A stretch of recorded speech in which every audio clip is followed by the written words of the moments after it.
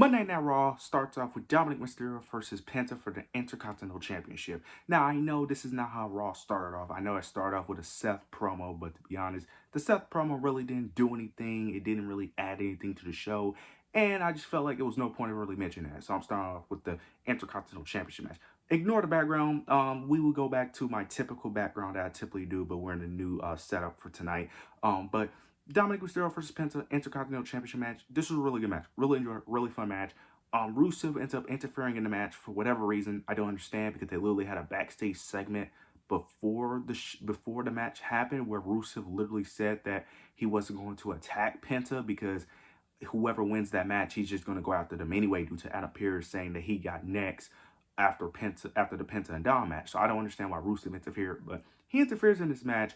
Penta attacks him. This distracts the referee. Dom ends up bringing out the hammer. He ended up bringing out the title. Yeah, he brought a title and a hammer into the ring. Throws the title in the ring.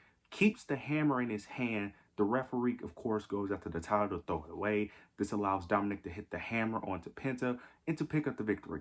I like what they're doing. I like what they're doing with Dom, with making him be a very smart heel who doesn't need the Judgment Day to cheat. I like how they're telling that story of him figuring out ways how to win on his own. That's what I like, because it makes him, he's still a person who needs other things to win, but at least it doesn't make him look as weak. At least it makes him look smart, if that makes sense. Because one thing I do hate when they just have heels constantly needing a bunch of people to interfere, it just makes them look weak. In this instance, it doesn't make you look weak, it just makes you look smart, because even though you couldn't beat them clean, at least you was able to use your own brain to come up with a solution to still pick up the victory. So I like what they're doing this. I like this path that they have Dominic going on of him being this smart, Weasley heel, just being able to do whatever it takes to come up with new ways to cheat. I like what they're doing here. What's next? I'm assuming he's probably going to get a rematch with Rusev. I don't know how that match is going to play out because I just don't see why would Rusev lose twice. But I also don't see why they would have Dominic lose the title, because I'm assuming that's going to play a factor whenever Liv Morgan returns, but who knows when she's going to return. So Dominic may hold the Intercontinental Championship for a very long time. But overall, this was a really good match. Really enjoyed it. I don't mind the finish at all. Very interested how this plays out. This could lead to a triple threat now that I think about it, because Rusev got cheated, Penta got cheated. So Adam Pearce may look at that and be like, look, we're just going to make this a triple threat. This could be a Survivor Series match. Yeah, just make it a triple threat Survivor Series. But I really enjoyed this match. I'm excited to see what's next for these guys. Afterwards, we end up getting Rhea Ripley versus Kairi Sane. Asuka ends up setting up this match due to Kairi Sane losing, costing them the match at Crown Jewel. Of course, Asuka ended up blaming her, which I predicted, and she ends up slapping her, forcing her into this match. Rhea Ripley ends up getting the pinfall. Of course, Rhea Ripley was not going to lose to Kairi Sane. After the match, the Kabuki Warriors ends up attacking Io Sky and Rhea Ripley. So this played out exactly how I predicted in my Crown Jewel review, where I literally said that they're probably going to have Asuka blame Kairi, and then they're probably just going to attack the Rhea Ripley and Io Sky. So that's exactly what ended up happening. The heels, the Kabuki Warriors, get their heat back from losing at Crown Jewel and losing on Monday Night Raw. What's next for this storyline? I honestly do not know, because if the Kabuki Warriors are just going to keep losing every single match they have against Io and Rhea, then we could just hurry up with this storyline. I still like the storyline. Now, I know the big payoff is mainly going to be with Io versus Asuka, and then Kairi Sane eventually betraying Asuka. I know that. But you can't just keep having the Kabuki Warriors lose every goddamn match. They gotta at least get some victory. Now, we know they're going to cheat to win these matches, so I don't see the point of just having them lose every time. So eventually, they're going to need some wins under their belt, but overall, I did like this segment overall, so I'm still excited for the storyline. Next, we end up getting a match between Jimmy Uso versus Bronson Reed.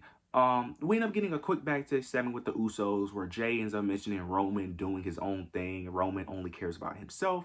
And then Jay ends up mentioning that he would not be out there helping Jimmy Uso. Jimmy, of course, gets offended, ends up saying that he doesn't need Jay's help and he could do things on his own. They end up having a match.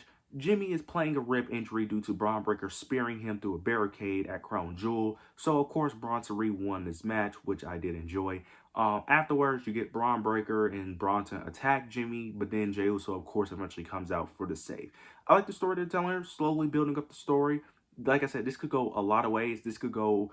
I remember Jey Uso ends up mentioning, Roman ends up saying that this trio that they have, the Bloodline only works one way. He ends up bringing that up again. I like what they're doing here. This could potentially teasing us that we may get a bloodline reunion with them three all turning heel again. Now, I don't know if that's going to happen, but like I said, this could go a lot of ways. This could go Jay turning heel, Roman turning heel, Jimmy and Jay turning heel. Like, this could go a lot of ways. I'm very interested in the story.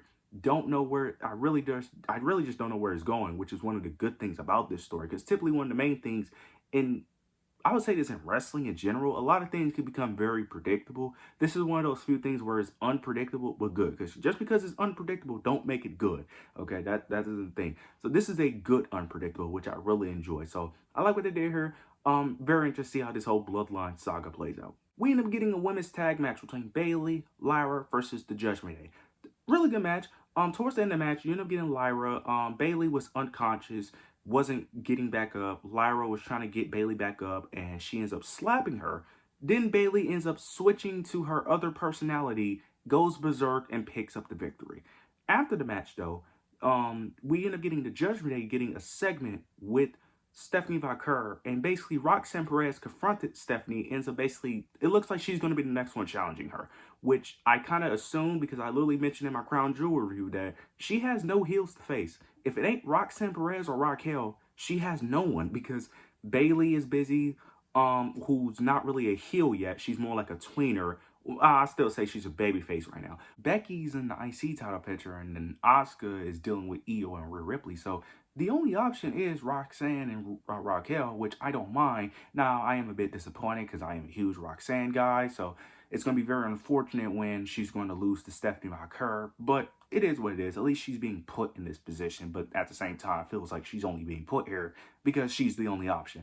But she ends up making a valid point that she was the last person to pin Io Sky, and that she ends up saying that she should have been the one to go to WrestlePalooza. She should have been the one to got the match at Clash in Paris due to her, her being the last one to pin Io Sky. So I'm interested to see how this plays out. Now, I don't know if they're going to stretch this out until Survivor Series because, like I said, depending on how long they're planning on doing this Becky Lynch IC title run, depending on how long they're planning on doing this Kabuki Warrior stuff, Stephanie ain't going to have no challengers until possibly Liv Morgan comes back. So they really got to start, either stretch this out, which I don't want them to, or they need to wrap up some of these storylines so Stephanie can have opponents, especially if Liv Morgan ain't coming back into a Royal Rumble. But I'm interested in this, and we'll see how this plays out. Then we get the main event match. Jey Uso, CM Punk, LA Knight, triple threat, #1 contendership match. This was a really fun match. This did have a predictable outcome because I knew CM Punk was winning this match.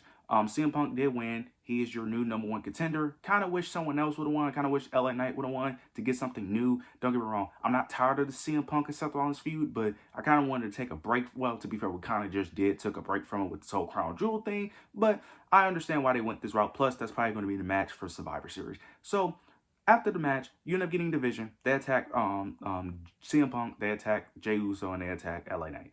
Then we end up getting them standing tall in the ring. I think Seth Rollins ends up cutting I think Seth Rollins may end up cutting a short promo, if I'm not mistaken. But he's on the championship high. Then you get Braun Breaker spearing Seth Rollins. Spears Seth Rollins. Paul Heyman's in shock. I always thought that whenever the turn was going to happen, Paul Heyman was going to be the catalyst for portraying Seth Rollins with Braun Breaker. But nope, Braun Breaker did this on his own, which I did like. Then he goes to Bronson Reed, was telling him, look, you can either get down with me or you against me. Bronson Reed ends up joining ship with Braun Breaker, hits a tsunami. Then Braun Breaker basically threatens Paul Heyman. I love this. This is great. Now, some people are saying they're pulling the trigger fast because Seth Rollins is injured. I don't know if that's the case. It is what it is. But I like this. I like that they pulled the trigger. I like that they did not do no 3-year-long story of teases of will Braun Breaker.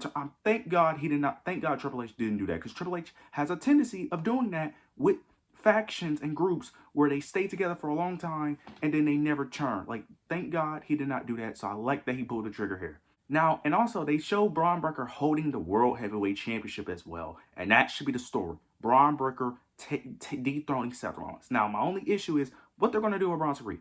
I hope that what they're not going to do is have Bronson Reed becomes Braun Breaker's bitch.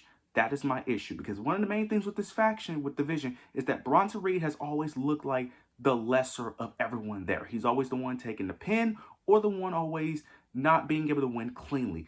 Do not make Bronson Reed Braun Breaker's bitch. Do not do that. It is, you made it the Vision for a reason. I'm not saying Bronson Reed is supposed to be main eventing WrestleMania. No, I never thought that Bronson Reed. But I always thought Bronson Reed could be like a low tier, high tier mid card guy that could be in the mid card / main event scene. Guy that's going to be like in that Sheamus, Damian Priest type role where he has maybe 1 or 2 world title reigns, but he's mainly going to be a mid-card guy, but he's going to be a dominant mid-card. That's what I always thought of Bronson Reed. So if they just do that, I'm happy. So do not make this where Braun Breaker is the main star and then Bronson Reed is just his lackey, his little bitch. Like, do not do that. But this was a great way to end Raw. Raw was a great show overall. Really excited what happens next. You guys let me know your overall thoughts and opinions down below. Make sure to like, comment, subscribe. But yeah, that's it.